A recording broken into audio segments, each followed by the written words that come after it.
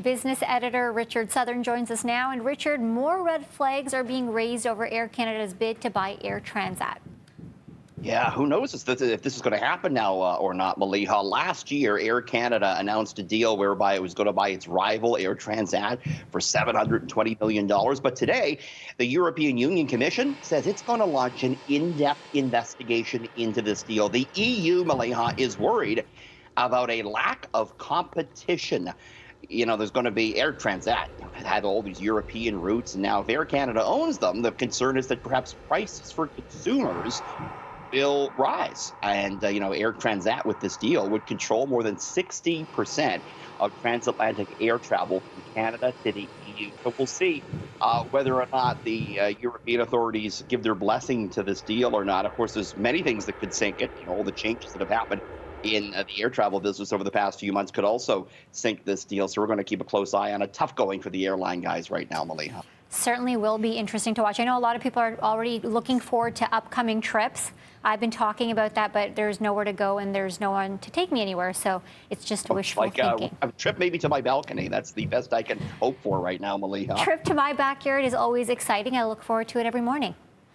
It's good that you can get outside and do that because, it's what else are you going to do? It's good to get some fresh air. That kind of leads us into our next story that a lot of people, Maliha, are looking to get out there and they're looking for a bicycle to do it. And would you believe bike sales are absolutely through the roof? Everyone wants to get out for some exercise, but it's also the case that people don't want to use public transit right now. And that's why they're opting for bicycles, right?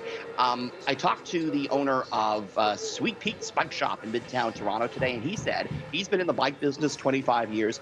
He's never seen demand like this. And he says most of the type of bikes you'd want to ride around the city, those that are under $1,500 per bike, they're pretty much gone. Those cheaper bikes, very hard to come by right now. He says they might not have them back in stock to the fall.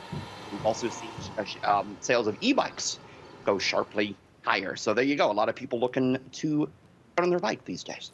I can't say I'm surprised because I was just having this conversation with my husband. I'm like, we should get bikes. And it's something I have never said because I don't even know if I remember how to ride a bike, but it's something that you just want to do because you have the time to do it.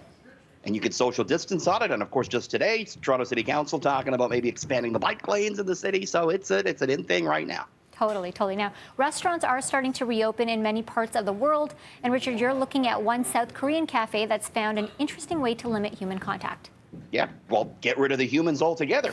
They are employing now robot baristas, and I want to show you it. This little robot, you actually order your coffee from here in South Korea. It then makes it and then drives it over to your table. Everyone's so impressed. They take a little picture of that, of course, on their phone. So one-stop robot shop to get your coffee in this coffee shop in South Korea. This little guy can apparently make 60 different types of Java. And, this is kind of the worry. This is just one cafe testing it out, Maliha, but the worry is that, the virus might speed up, robots starting to take more and more human jobs. So it's certainly something to keep an eye on. Hey, you and I are back just a little bit after 6:30. Drake showing off his new pool at his new Toronto mansion. We'll show you that. Plus Elon Musk changing the name of his baby to something even more strange. We'll talk about those stories after 6:30. Can't wait. Thanks, Richard. Thanks.